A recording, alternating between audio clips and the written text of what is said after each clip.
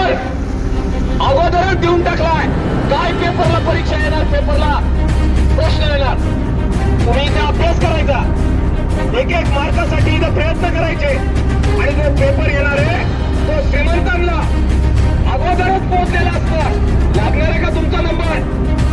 मिळणार आहे का तुम्हाला मार्क? येणार आहे का तुमच्या रँक? येणार नाहीये. आणि म्हणून जे विद्यार्थी मागणी करत होते की ही परीक्षा नीट झाली पाहिजे, विजय असो मागे म्हणायचंय. विद्यार्थी एकजुटीचा, विद्यार्थी एकजुटीचा शिक्षण मंत्र्यांनी राजीनामा दिलाच पाहिजे.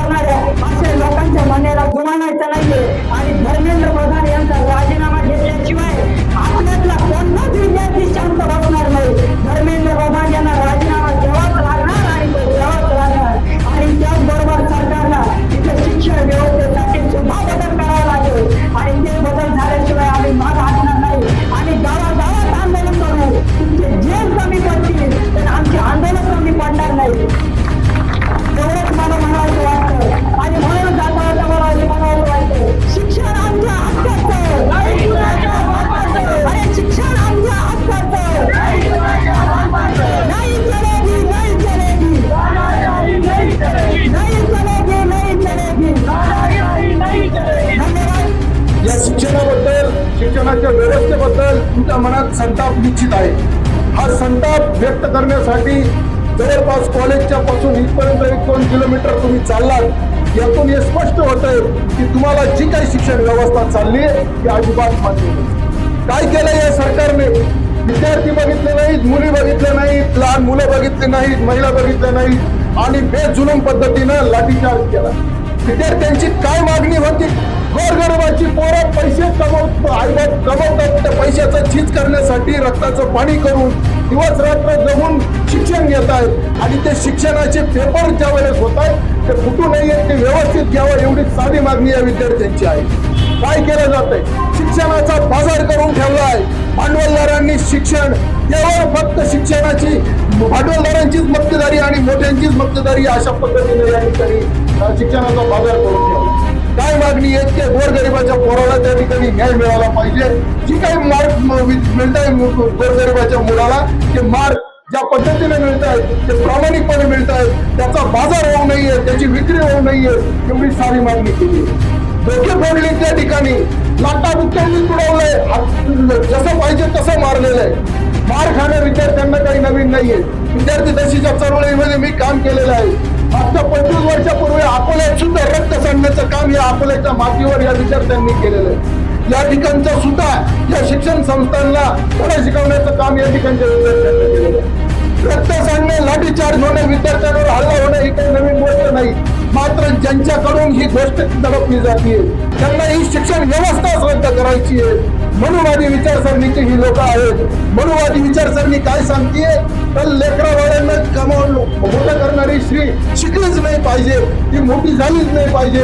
अशा पद्धतीनं या मनुवादाला केवळ ब्राह्मण्यशाही यापुढे न्यायची आहे आणि या पद्धतीनं जे सरकार चाललेलं आहे त्या मनुवादाच्या विचाराला मातीत गाडण्यासाठीचा आज हा विद्यार्थ्यांचा लढा आहे. ज्यांना शिक्षणातून विद्यार्थी पुढे जाऊन द्यायचे नाहीये, विद्यार्थी घडूनच द्यायचे नाहीये, अशा या मनुवादी विचारांनी या केलेलं आहे. मोठ्या प्रमाणावर केवळ पोलिसच त्या ठिकाणी लाठीचार्ज करता येईल असं नाहीये. गुंड त्या ठिकाणी आलेले आहे, मोठ्या प्रमाणावर गुंड आलेले आहे आणि या गुंडांमध्ये मी आवर्जून सांगेन तर RSS चे कार्यकर्ते या शिक्षणाचा बाजारीकरणामध्ये सहभागी असलेले भांडवलदारांची शिक्षणाचा बाजारी करणाऱ्यांचे सुद्धा गुंड या ठिकाणी सामील झालेले आहेत. मी आपल्या सर्वांना विनंती करेन तर आपल्या सर्वांकडे मोबाईल आणि व्हॉट्सअप आहे. तुम्ही नवीन तरुण पिढी आहात. या तरुण पिढीला सोशल मीडियाच्या माध्यमातून आंदोलन कसं उभं करायचं हे तुम्हाला माहिती. आज बिलकुल थांबवायचं नाहीये.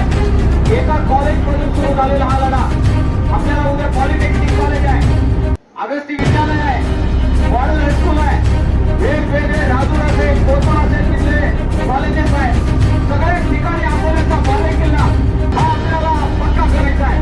काल आमच्या काही विद्यार्थी चळवळीची मीटिंग झाली. लवकरच आपण प्रति जंतर मंतर हे पुणे या ठिकाणी सुरू करतोय. सगळ्या महाराष्ट्रभरातून सगळे शेतकरी, सगळे विद्यार्थी हे मुलं हजारोच्या संख्येने मोठ्या तंबूमध्ये पुण्यामध्ये येत आहेत. आमची तयारी सुरू झालेली आहे. ज्या प्रकारे दिल्लीमध्ये जंतर मंतर आहे तसं महाराष्ट्राचं जंतर मंतर आपल्याला पुण्यामध्ये करायचं आहे. आपल्या महाराष्ट्रामध्ये जे आंदोलन उभं राहिलं आहे अकोल्याला आपल्याला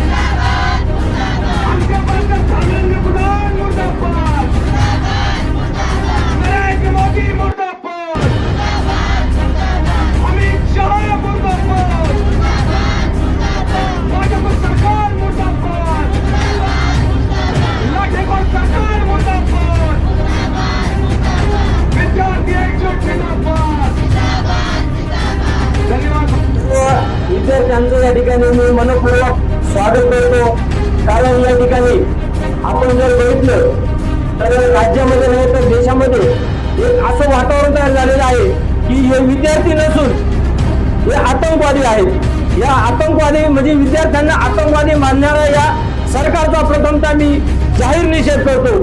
काल परवा दिवशी देवेंद्र फडणवीस यांनी मीडिया समोर सांगितलं की विद्यार्थ्यांच्या वेशामध्ये या ठिकाणी आतंकवादी घुसलेले आहेत, समाजकंटक या ठिकाणी घुसलेले आहेत. ज्यावेळी शेतकऱ्यांचं आंदोलन झालं त्यावेळी सुद्धा हाच देवेंद्र फडणवीस शेतकऱ्यांमध्ये आतंकवादी घुसले असं म्हणत होता.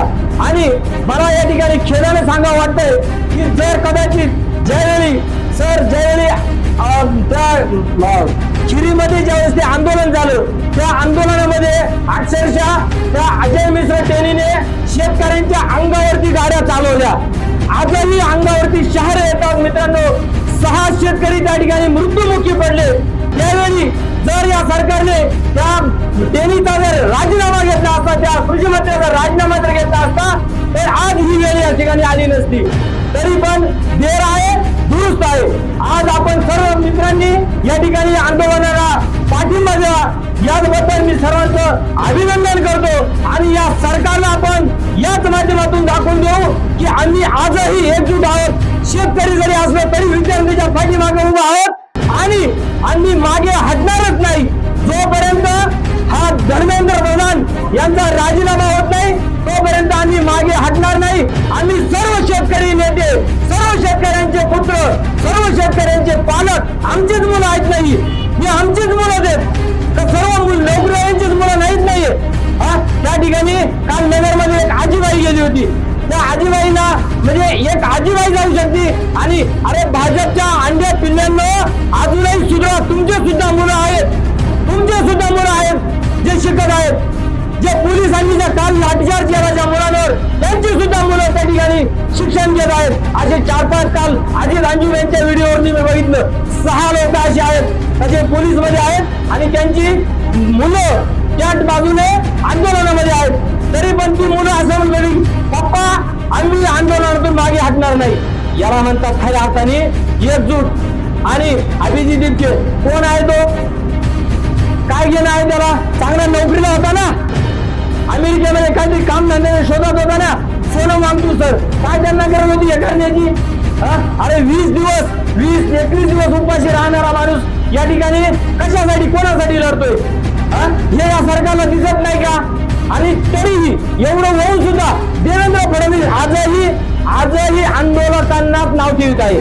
अरे सुधरा, तुमचे दिवसभर झाले सुधरा, नाहीतर तुम्हाला जर नाही नेपाळसारखी परिस्थिती करून या ठिकाणी हाकलून लावलं आणि वरच्यावर विमान आणि पळून जाण्याची वेळ जर नाही आली तर आमचं नाव मराठी नाही आणि आमचं आंदोलन नाही हे या ठिकाणी मी सांगू शकतो. वेळ खूप भरपूर झालाय मला बोलण्याची. पालक आणि विद्यार्थी मित्र आपण सकाळपासून पावसात भेटतो आहे, कालपासून भेटतो आहे पण मुलं मी तो व्हिडिओ पाहिला आणि खूप रडले घरामध्ये. माझी मुलं कॉलेजात शिकले, सगळ्यांची मुलं शिकतात. आपण काही VIP नाहीये ते चेहरे बघते मी तर एकदम खेळायची मुलं कशी आहेत आणि आपण तर काही इतकं उच्च शिक्षण घेऊ शकत नाही. काही लग्न झालेल्या मुली पाहिल्यात मी आता रॅलीमध्ये तर तुम्हाला घरचे लोक परवानगी देत आहे शिकायला. काय करू देत आहे त्यांचं काहीतरी स्वप्न आहे. आणि बघा या मुलांची किती काळजी घ्यायला लागते. आतापासून तुम्हाला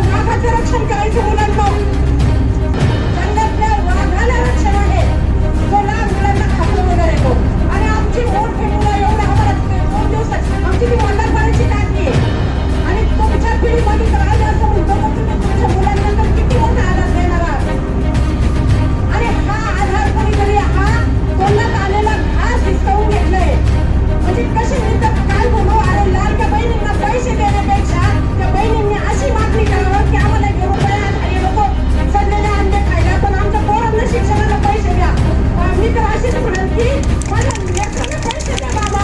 अरे कसं देणार होता मला, कसं वाचलं नाही किंवा माझ्या लेकराला एवढं मारलंय हातावर मांडीवर.